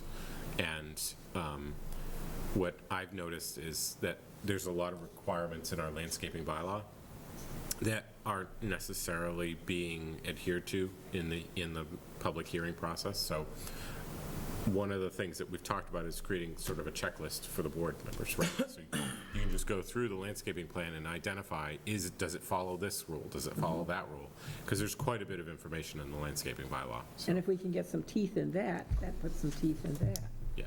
Well, so to be fair, there are teeth already in the landscaping section. It's just holding the applicants to it. So it's taking a bite out of them, if you will. No pun intended. Well, nice pictures that we have here would be helpful, too. Yes. Yeah. Yep. I have a question. You have so many modifications here. Is there a chance for us to suggest anything else that you haven't suggested, or have you used up all the possible time? No, if we're missing something, let me know. Well, I just think I would like to have a discussion about expanding the overlay district for Mr. Cod. Okay. I mean, I believe that we did that as a test, and this is how we could do it. And I think there's other areas where it could be applied. And I'd also like to have a discussion, and maybe it has to be with the Board of Health, but I believe the amendment that was put in place that it had to be on the sewer might actually be a moot point now, with the denitrification being so strong and mandated. Right. That if they can design a state-of-the-art system, and that would open up a lot more areas for it. I mean, that was our intention originally, and no one wanted to go against Joe Netto. He proposed it, and I didn't oppose it either, because I just wanted to get it approved. Yeah. But I think, and I've had some conversations with Joe, and he might have a different of opinion now, especially if we could get a readout from the Board of Health. Are these D-night systems really working? And if they are, then we don't have to be, we could build on parking lots in other places, and that was the whole idea behind Mr. Cod. We weren't being housing and tearing down trees, we'd be doing it on parking lots. So I'd like to have that as a discussion, if we could, for the future, for this meeting, both expanding the overlay district and changing the sewer requirement. And you're saying for October? Well, I'm Potentially. asking you if it's reasonable or not. I think those are really important issues for our housing. Yeah. But if you're telling me these are more important and you recommend that be put on hold, I can do that too. But I would like to have the discussion, and then you could, then we can vote on it or not. Okay. Yeah, I couldn't tell you at this point. I mean, I could say that it's a reach for October, but maybe April. We've been trying to keep zoning amendments to one time a year. It would be lovely to do that because of the timing it takes with all the public hearings and all the work that goes in, that's involved with it. But certainly if there's something like expanding the Mr. Cod district, something like that potentially could. Even if we just had discussions and started now, Yeah. I mean, I just think it's a big change, but Yeah. I think next time around, it'll pass. I mean, it's only missed by one vote, so we're just trying to put it in the village centers and right. just where it belongs. And as much as it belongs where it is right now. But I also want to consider, I'd be looking for guidance from our town planner of what, it's an overlay district, and it doesn't have to be on the B2 zoning, okay? It could go over B3 if we wanted to. We could identify a plant, we could stretch the footprint in areas we want it. Correct. Yep, fair enough. Yep. Charlotte, do you have a question or Did you want to comment? say something? I don't know, are we going to go down any of the others? Because I was ready to talk about tiny houses and things like that, but that's a Being whole, put off. that's a whole other discussion, though. Yeah. So we won't get into it tonight. Well, that's the point. I mean, the point of tonight's discussion is to say, well, what's important to you? That way I can take all that back and try to come up with a plan that makes sense for everybody. Okay. Well, some of the questions I have about tiny houses is the number of zones that they're in. And I look at the B1, B2, and B3 zones, and we look at B1, which people decided to build housing on, and there's no businesses in a lot of them. And I would like to see housing be included with a business, but there has to be a business component to that piece as well. I hate to see business zone land be developed for housing. I want to preserve that. And then they talk about 400 square feet for a tiny home. And is that just the footprint, or can it be 2 stories? Are we looking at 22 or 35-foot heights? How much for lot coverage? You could have 11 or 12 of them on a lot. How does that going to affect things? And for tiny homes, they also specify it could be a mobile home, something on wheels. And if the state says that people can do it, I'm just afraid that if we say, no, you can't, someone's going to come along and say, the state says I can, so you can't deny that. So I think we need to talk about that. So I would suggest, especially for the, for the first two, the tiny house and the undersized lot component, as you know, that came along with the seasonal community designation. I would suggest that we wait and discuss those in greater detail once the model bylaws that the Cape Cod Commission is developing in cooperation with the state are officially released. We can then consume those model bylaws and figure out, does this work for Falmouth? Likely, I mean, timeline, I can't promise anything, but it's starting to sound like in a few months we might see them. So that would put us past October, for sure. Okay, so you wouldn't be looking at that for October anyways? No, Okay. that would be April at the earliest, but likely then following October. Okay. Give us plenty of time to talk about it. That's because we have 2 years to do it, right? Yeah. Right, we've got time. We've got time. Those are good questions. Have you heard anything about whether it's 400 square feet only, or can it be first floor, second floor? So I haven't seen any discussions about that. the regulations, I'm trying to remember the exact phrasing in the regulations. It does say floor area, I believe. So it doesn't specify in the definition of a tiny house if it cannot be a multiple structure or multiple level structure. It just says 400 square feet. So however you create that, and to Bob's point earlier, a tiny house is a principal dwelling. So you can't have multiple principal dwellings on a lot.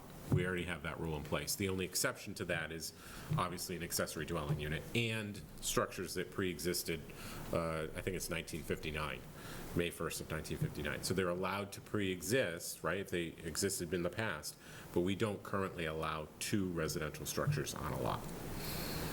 Okay, so tiny houses would be the only principal dwelling on the lot. But could you have a tiny house with an ADU? You could.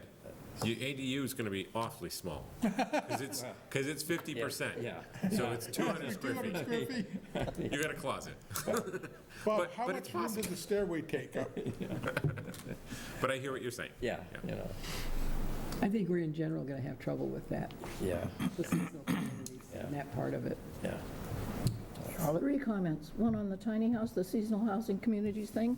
I spoke against it at town meeting because I don't believe people had town had time to really process what's involved, what we already have, what this could enable, and whether or not they like the look of that. I'm glad that it's going to be slow-walked, that we're going to wait to see what the Cape Cod Commission is going to come up with. Sandwich turned it down flat.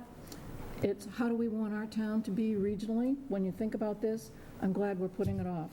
On the D-night, I absolutely agree with Jim that if, before we do anything about coastal overlay, do the D-nights work? The last report we got was from John, and what he had to say at that time was, in fact, they don't work well. So has something changed? We really ought to know, so that we wouldn't want to be extending Mr. Cod unless there is an effective thing apart from sewers. There'd be that. And then reacting to what you're proposing that we actually work on for October, from not the tiny houses, but from there down, good list, that's okay, but no parking. And it's parking that's been really our bugaboo, so I'm wondering why we're putting that off. We are going to reduce the parking requirements? So the reason we suggest putting off parking is because of the time it will take to get that ready for a town meeting. Getting it ready for October will be challenging. Because? Mostly because we have to review it, we have to go through it and provide comments, and then be able to open a hearing for it roughly in July. That timeline is tight, especially Each considering... time we bring it up, we're always upon, because they happen twice a year, we're always near a town meeting time. So even if the processing goes longer and we don't make October, we would still stand a better chance of making April, if we were to get started. 'Cause that's the one that really is tying us down on Mr. Cod development. Yeah, no, and perhaps I was just not clear. So October is, our timeline for October is getting tighter and tighter, right? We're always looking at the bylaw. In fact, I've got a master document that I'm redlining all the time. So parking has already started, the review of the parking analysis. It's just, we need to take a thorough look at that bylaw before we bring it forward for any sort of amendments. We're not at that stage yet. Versus a floodplain overlay district, I've already redlined, staff has already reviewed. That is ready to go, right? So that's shovel-ready, if you will, where parking is just not there yet. So parking will come. It's just behind these other things that are more ready to go. I see that my answer is perhaps not satisfactory. Accurate. It's coming. It's coming. In fact, all of this list, Then you're promising it for April. I am promising that we will continue working on it, and if April is a possibility, I will let you know. Is there some hang-up we don't know about? No. It's just dense, it's complex, and we want to make sure that while we're looking at it, we're looking at what other communities are doing as examples and model bylaws, because the last thing we want to do is have to come back to town meeting multiple times to amend the parking bylaw. There's a lot there. So as an example, the table that outlines the uses and the parking requirements for those uses, there's a lot that's missing there that the building commissioner has to essentially fill in, because he's the catch-all category at the end. If it's not listed, it's up to him. We need to update that list.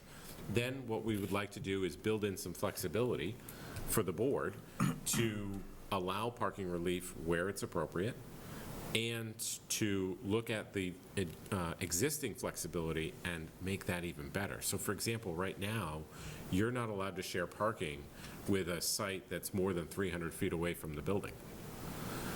Does that make sense? I'm not sure, and so we'd want to, take it out to the field. Well, what's 300 feet away? Is that too far to walk?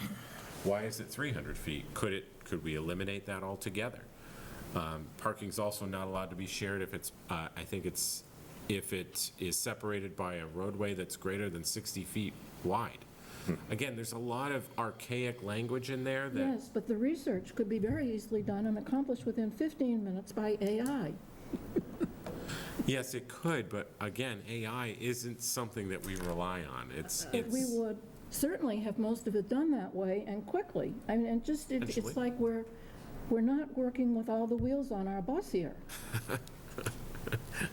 There are other things that are happening in the planning office too. So zoning bylaw amendments is not something we're constantly working on. So it's just a matter of being patient, working with us, and then we're going to have town council's office review them as well. So it's just a matter of getting through the process, that's all. It's not that it's not important, it's just not as important. I have a question. You were saying the floodplain overlay district. What are you doing? What's the change there? So there were updates to the FEMA flood maps in 2025. There's been updates to the regulations that they have in place, and ours is severely out of date. So it's important that those regulations get changed because applicants are constantly coming before us with proposals in the flood districts, and our bylaw doesn't reflect the current status Of the flood district? of the situation. It doesn't have the right borders? No, it does have the right borders. It's just, there's less information in the bylaw right now that we need to incorporate additional things. Give me an example of what's missing. Off the top of my head. Anything. I'm just trying to see what you're getting at. You're not moving the lines. No, we're not moving the Rules lines. are the same. I'm just trying to, So there's a few things. There's, you're testing my memory here. There are increased definitions, so there's a lot of terms that have not been okay, defined. that's valid. And there's there's rules that the building commissioner has the ability to weigh in on, the responsibilities of the building commissioner as it relates to the floodplain. There are additional items that I just can't think of off the top of my head. For example, you talking about the height of the first floor in the floodplain. I've heard this building commissioner say it's on AE that it has an extra foot, and yet, but Eladio Gore did a presentation showing it doesn't have an extra foot, that was only in the velocity zone. So is that what you're talking about? Well, that regulation has changed. So the velocity zone, again, I'm not an expert in it, but my understanding is the velocity zone was a certain distance. That regulation's now changed. Now it's an additional foot for the velocity zone. But again, those types of things we would go over with you Yeah, when we that's have the important. specifics. There's no point in doing this. 'Cause I just don't remember. I understand. That's really, really important, because that's an everyday issue. Exactly, which is why it's so important. Yeah. Yep. Jim, share with the board, what do you mean by an extra foot? Extra foot of what? Well, in the velocity zone, what used to be, I have a videotape that Eladio Gore did in this room, and I recorded it on my website, that the first structural member had to be 2 feet above the velocity zone, The base flood the elevation. base flood elevation. So you could have vertical beams, but your first horizontal had to be 2 feet. And so if you're in a velocity zone with 15 feet, your first floor is 17 feet, and if your ground level's 3, you kind of, you're building a tower. Right. And that's a really significant impact. I think he's interpreting it, I think he mentioned an extra foot. He said the last public meeting we had, actually, he didn't do it as a public meeting, he did it at a Realtors meeting. He mentioned that AE 13 had to have an extra foot. Yeah, That wasn't the case a few years ago. exactly. So some of the things Okay, have now I changed. understand. Yeah. That's a technicality I was unaware of. Yep. So everything I've been going on from a few years ago is no good anymore. There's a new, I'm sorry, I didn't see where you're coming, that's really important. But for everyone to understand, the velocity zone is a limited zone. Velocity zone, The flood zone is much larger than the velocity zone. right, the velocity zone means the waves come and not go down your house. Right. And AE means the water just comes up slowly and goes back out. Velocity zone, boom, your house gets knocked over. That's where you have the highest percentage chance of flooding. Right, you and can't damage. build structure in a velocity zone. You can't even have a dock in a velocity zone anymore. Right.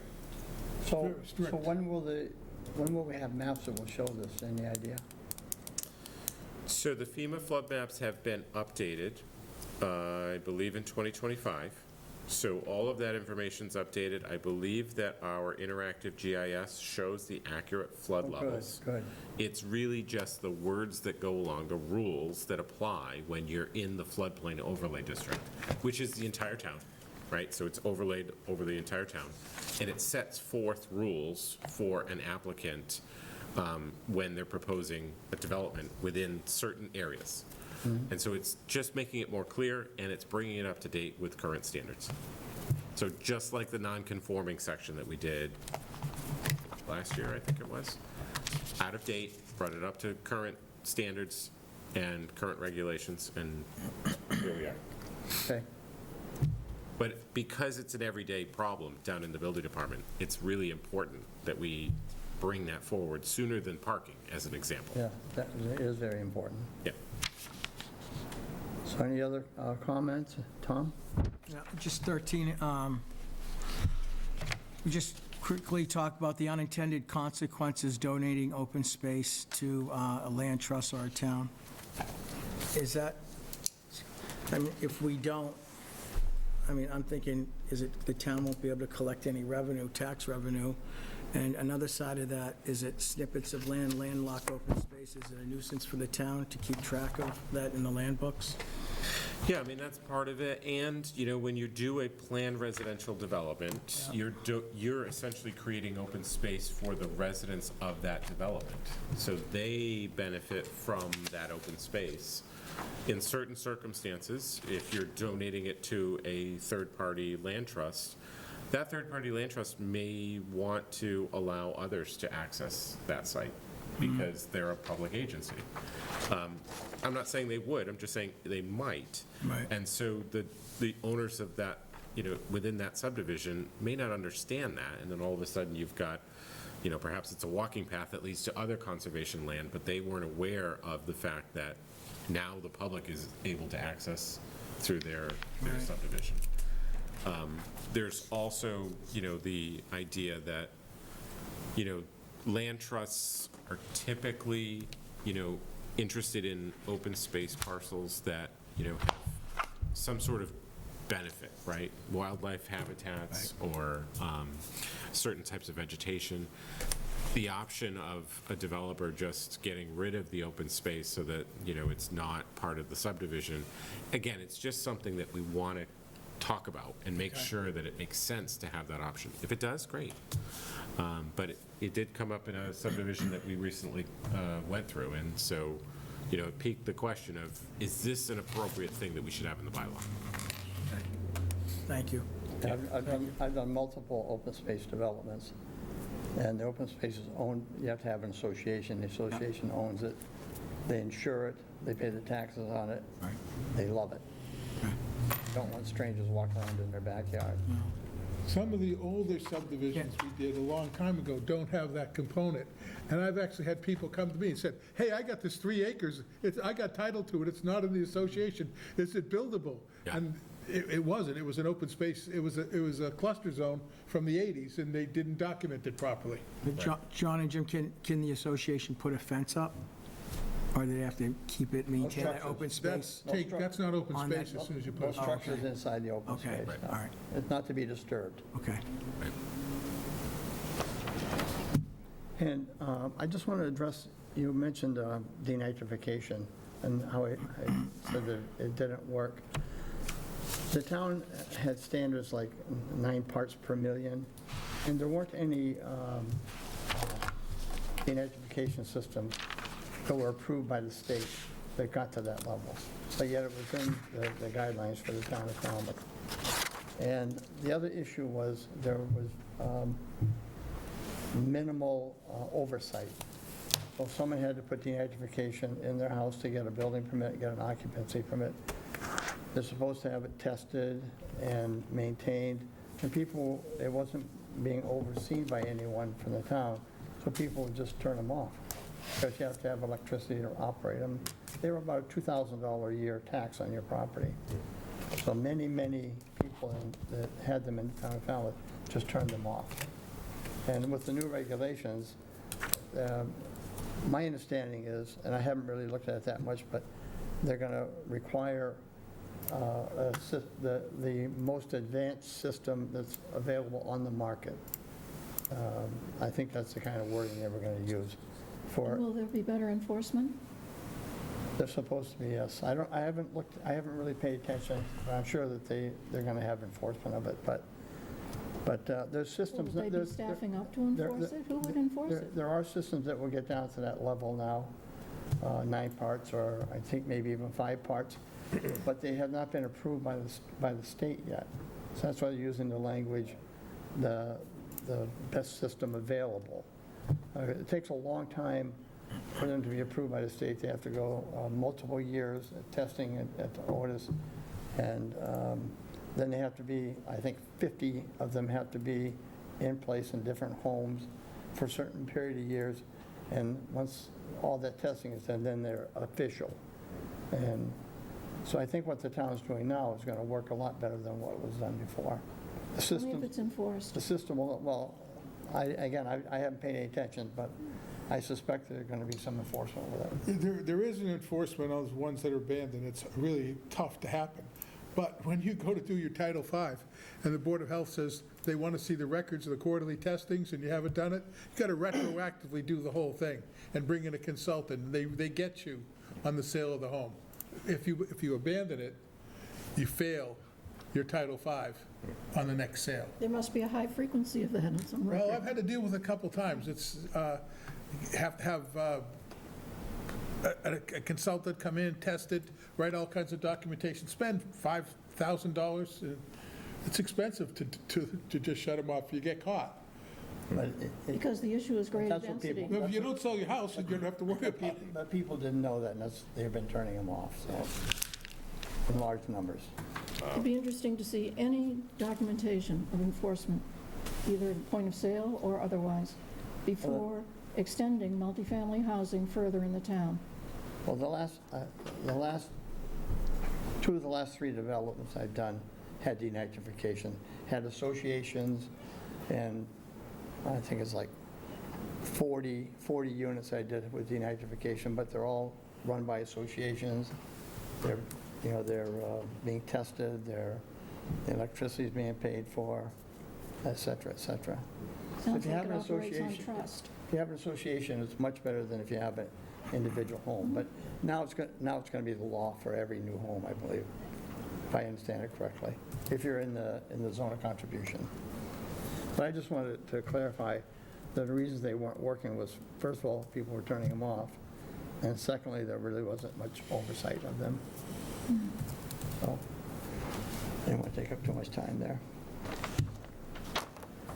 Well, wasn't another thing that they weren't working is that people only lived there part-time, and they needed to be used all the time to work properly?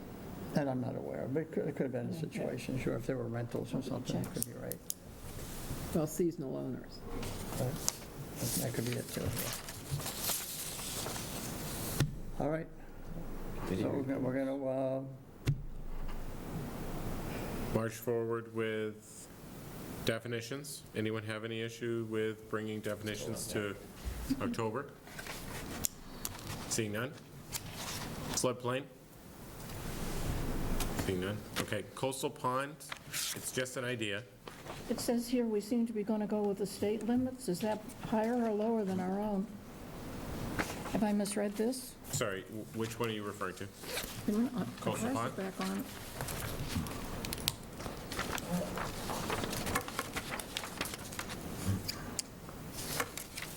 10, 10. the floodplain overlay did comply with the Commonwealth's model floodplain bylaw.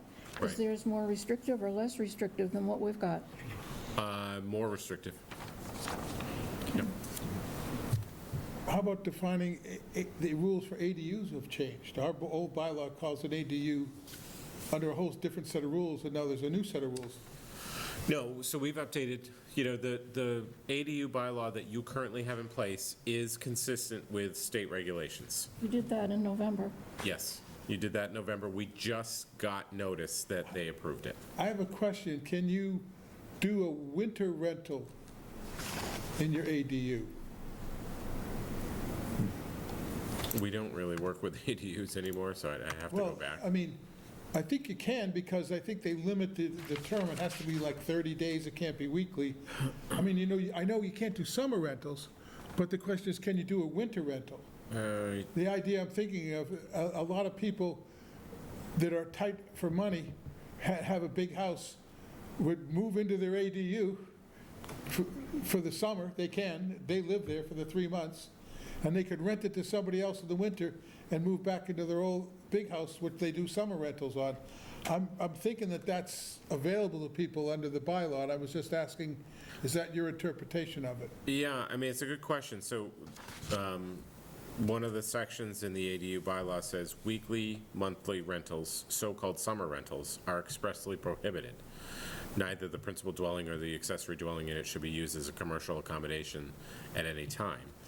Doesn't speak to winter rentals, but it does say weekly or monthly rentals, so How about 3 months I know. or 2? It's a great question. We can certainly take that question back and, mull it over internally, because the idea here, I think, was to not allow it as a short-term rental, right? I missed the word at the end. Not allow what? Not allow it as a short-term rental. Right. But Right. short-term rentals is 30 days, less than 30 days. Yeah, less than 31, yep. So summer, the 3 months would So be if you- there. It fits that definition. Yeah. Well, we can certainly look into it, for sure.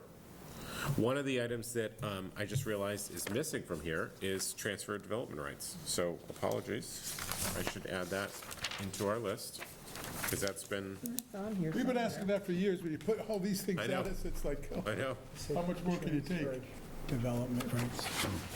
yeah. So, Are we going to go over these again, or is this it? no, we can have a conversation and go at it again, absolutely. Yeah, so like I said, the first stage that I'd like us to agree upon is what do we do for October? And then based on that, we can then start to develop a roadmap for the next 5 town meetings to say, parking's really important. So let's bring that to, let's say, October of '27. We're in '26, yes. October of '27. And we can add other things to it. Or maybe we want to bring it forward in April of '27. Something like that, so we can have a ongoing conversation. What I do want to be able to do, though, is bring forward these amendments that we agreed to tonight in our June meetings, because we want to be able to start talking about what the red lines look like, so that when we open the public hearings in July, they're ready to go. We've got plenty of time to invite the public in to talk about them, introduce them, et cetera, take comment, close it before the warrant closes, and be completely ready for October. That way, we don't have to go through any sort of recommendations that include modifying the bylaw in any way. We just get it all out of the way nice and early. So nobody takes a vacation in July, right now, except for me. No one can take a vacation. Well, at that point, we won't need you, we'll know it all anyways. There you go. Oh, we'll have Melinda. You will. Okay, so anyone else have anything that they're really dying to, except for Charlotte and parking, bring forward in October? Okay. That's great. As you can see, one of the items on the big picture is to talk about our light industrial districts. I really think that that will be, and this is going to dovetail into the next item, but I really think that that's going to be one of the central themes, anyway, of our local comprehensive plan update. I think it's important that we talk about our industrial zoning districts and figure out if they're working for the town. And is there an opportunity to consolidate? Is there an opportunity to think about uses that we're currently not allowing within those districts? Maybe we want to be a bit more flexible, maybe we don't. But that's one of the things that I've identified, looking through the bylaw, is something that we really should talk about. Do we allow 6 units per acre? Is that the rule that we use in the light industrial? No residential at all. Industrial, no residential. 6 units per acre is in the business district. No, I'm saying, wait a minute. There's the Carlson Lane, light industrial zone, it's all condos. You mean Stevens? No, I thought that was, No, off of, Yeah, I know what you're talking about. And that was light industrial. I thought it was light industrial. Yeah, we don't allow, we do not allow Well, residential. what's the zoning, there's all those, it's right off Main Street.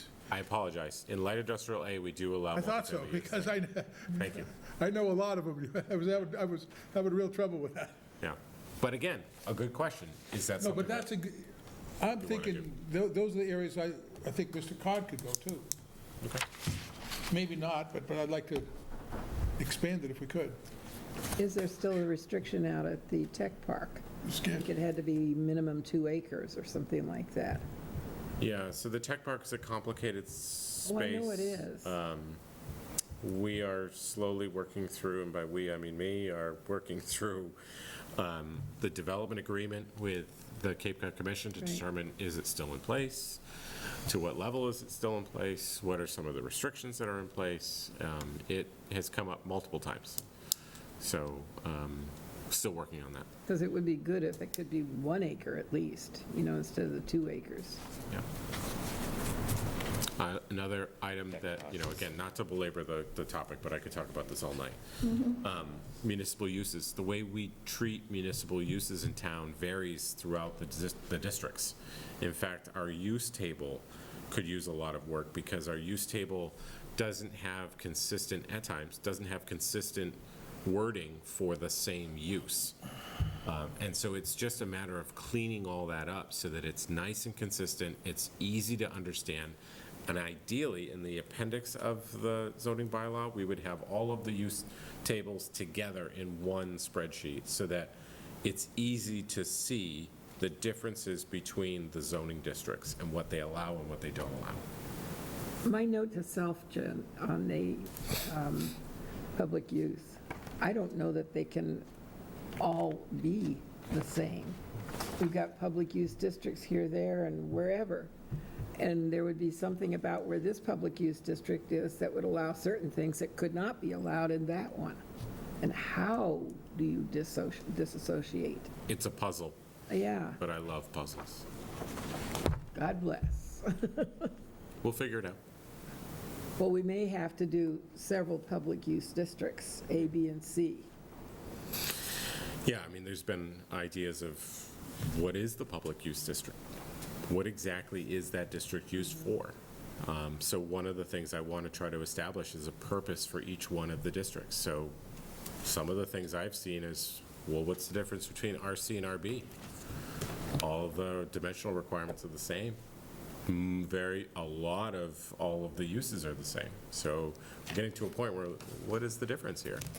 Didn't it used to be 20,000 square foot lots in C, and they changed it? I mean, we at one time had subdivisions with 20,000 square foot lots. It's entirely possible, right? And so it could have been changed. Now they're almost identical. And then another thing that we need to really consider is all of our RCs, RAs, and RBs, most of those lots are non-conforming based on size. So that requires an applicant, anytime they're doing something, to go to a zoning board of appeals for a special permit. They're getting overloaded. And so maybe now's the time to start thinking about, maybe we try to conform those lots or reduce the minimum lot size so that we reduce the number of people that have to get a special permit. Those are just some of those big picture conversations, but those are going to take some time. Again, with that LCP, so we can transition to the next agenda item if you want. Of course. Okay.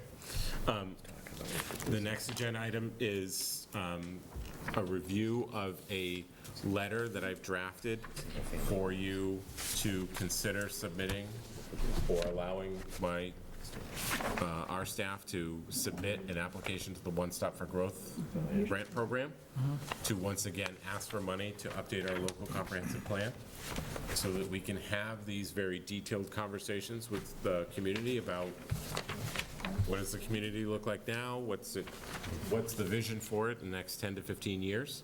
We want to be able to have that conversation soon because what I see is a lot of differing opinions in one place, and it is challenging to have conversations with the development community about what is the vision of the community, because I'm not sure I could answer that right now in a complete sentence.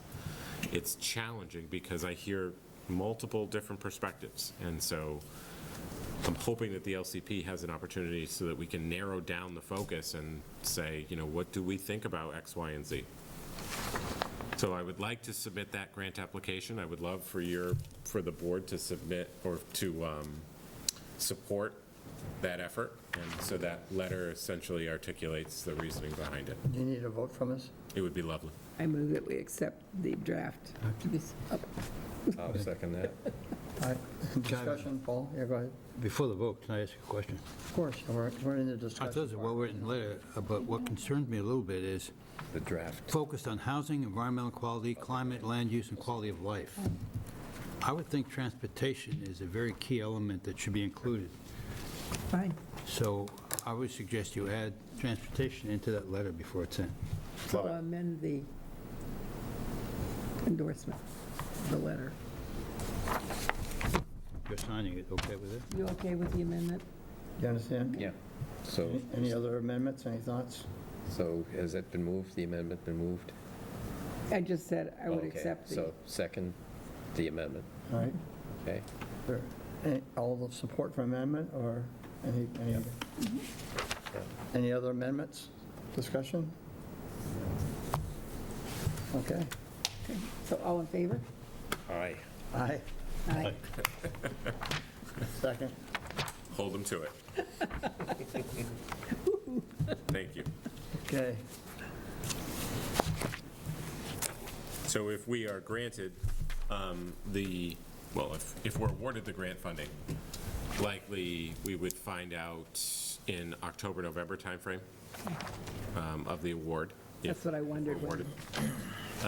We would then move to contracting, a request for proposals would need to be submitted, people would have to bid on it, we would hire a outside firm, we would probably not start that whole initiative until the early spring of '27. It's about a year from I where go we through are. it and then Approximately, yeah. And the goal would be to have it last approximately 18 months so that it lands right before October town meeting, so that it's finalized, town meeting can approve, and then we send it off to the commission for certification. Would it be helpful if our state reps were a letter in support? I can't see that it would hurt. Maybe Mr. Mr. Renshaw could reach out to him, Sure? and Yeah. or you, if you want to do that. Yeah, no, I think that's a great idea. Great. I will probably ask the Bicycle and Pedestrian Committee for their support again. I was considering reaching out to the chamber for a support letter. The more we can get, the better. In fact, I was at the meeting with the ADIC this afternoon, and they're on board as well. And in fact, they will likely be partnering with us in this effort. So we're really excited about it. Oh, good. Do you have any idea what the percentage of grants compared to requests? I don't. Okay. I know that there's limited funding, so we have to try to stick out, and say, we're important. But I think we're one of the last Cape Cod communities that doesn't have an updated master plan. Sandwich just did theirs. Well, I won't go through them all, but, Multiple ones, yes. yeah, Yarmouth did theirs. right. So it's time for us to get on that train as well. Of course, a lot of them never had one a lasted a long master time. plan either. Who needs them, right? Right. Unless you want a state grant. So, we're at the point where we have committee reports. So, who's on the Water Quality Management Committee? Any updates? I do not have an update, except the fact that the town has not renewed the consultant who's been working with the Water Quality Management Committee for a period of time. I don't know what the holdup is. And the long-term issue, I think, is this committee was set up to look at alternatives from the original plan from the state, and include a look at alternative technologies, innovative technologies, and other things. And I think that's been very effective. And once that plan is approved, it questions whether there's even a need for that committee any longer. I think it would be helpful to have the committee support the wastewater superintendent, but I think there's a lot of issues coming up in that committee. May I ask a question of him? Certainly. Okay. Paul, you're not running for re-election, but you've been a representative on the Water Quality Management Committee for a long time. Would the board be willing to support him as, what would you say, an ad hoc member? So that you would just simply Hold your attend tongue. those meetings and report to us, say, once a month? So that there's continuity there? Does the board think that would be a good idea? Yeah. Sure. Yeah, I'd love to see that. Going? I mean, we're in Is that Are you willing?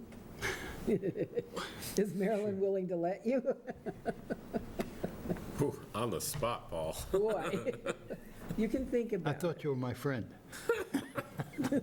I'll be pleased to do that. That would be great. Thank you, Paul. And thank you for Tough crowd. allowing the question. No, great We had suggestion. you out the door. I didn't leave yet. Well done. Recreation Committee, Tom? Recent field tour. I'd say that Jeremiah's doing a great job maintaining the fields. Yeah. Good. It's a lot of work. Terrific job. And then community preservation, Tom? Any updates? No, but I'll have something for our next meeting. Okay, good. Planning Department report? We already did that. We took it out of order. Yeah, we sure did. So our next scheduled meeting is June 2nd, and then after that, June 9th. Yes, Paul? You skipped announcements. So we don't Can I make have, an announcement? We have time for an announcement, sure. I look forward to it. Okay. This is my final planning board meeting. I've served continuously for about 14 years and have decided not to submit papers for re-election. It's time to move on and allow others to serve in this position. I've learned a lot and hopefully contributed during those years. I'm grateful to the other board members for their support and their continued interest in the issues that impact the town. I'm particularly grateful to Town Planner Jed Cornock and Assistant Planner Melinda Tondera for their support. The town is in good hands with their guidance. Thank you all. Well, Thank you, Paul.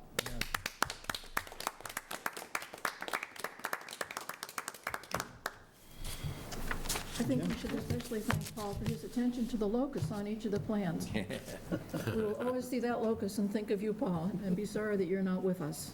He may come and visit us, help us out. Well, he has to come and visit Sure. us. That's right. Once a month, anyway. You know, it's interesting. I spoke with town clerk, Mike Palmer, and I said, do I get a certificate or something for serving 14 years? He said, no, we don't do that. I said, what do I get? He said, well, you can receive my personal appreciation. So I guess that's good enough. That is very nice. You both retired at the same time. Yeah, Jim? the EDIC and the Bike Path Committee are having an event May 30th, Saturday. I think it's mid-afternoon, 1 to 3. There'll be live music. There'll be food being served. We're now we're contracting with Hogs and Dogs to run a food truck at the Bike Path all the time, and we're going to have 2 bands playing during the event. One in the beginning, then they're going to have the public announcements and the speech making, and then one at the end. So it'll be a 3-hour event in the mid-afternoon on the 30th. Is that a Saturday? It's a Saturday. Yeah, that's Memorial Day weekend. Yeah. Yeah, that's the weekend before. What time is the event? May 30th, is it the weekend before? Yeah, they move Memorial Day. Memorial Day's Shame different on this me, year. okay. What time is it, Paul wanted to know? I think it's like 1 to 3 or 12 to 3. It's mid-afternoon. Okay, It'll be published in the paper and everything. that's what I thought. yeah. But you could ride your bike there, picnic, live music. Hopefully it's nice weather and it'll be really great. And I think I'm getting the EDIC to do musical events there on a regular basis. This is about the 4th or 5th one I put together. So I think you're going to see a much livelier station than we've had in the last few years. Well, that's exciting. Did you want to mention anything about this? yeah. I was just going to mention the fact that it's occurring. But you want to go ahead? Oh, well, there was something in our packet here. Falmouth Housing Partnership presents a forum on housing, how housing shapes our community, facts and impact. And this is going to be on Tuesday, June 9th, 9 a.m. to 10:30 a.m. here in Town Hall in the Select Board Meeting Room. Yep. And they say light refreshments are going to be provided. draw some Could be people in, huh? cookies, just saying. That should be very May exciting. 20th. So the key topics are what affordable housing means in Falmouth, who it serves, and how eligibility is determined, long-term community sustainability, and with the time for questions and open discussion. Gretchen for us. Anyone's interested, that's, the flyer's available on the housing webpage Okay. of the website. By the way, all residents are invited. Wonderful. Okay, move to adjourn? Second? You got a second? Yeah, sure. All in favor? Aye. Aye.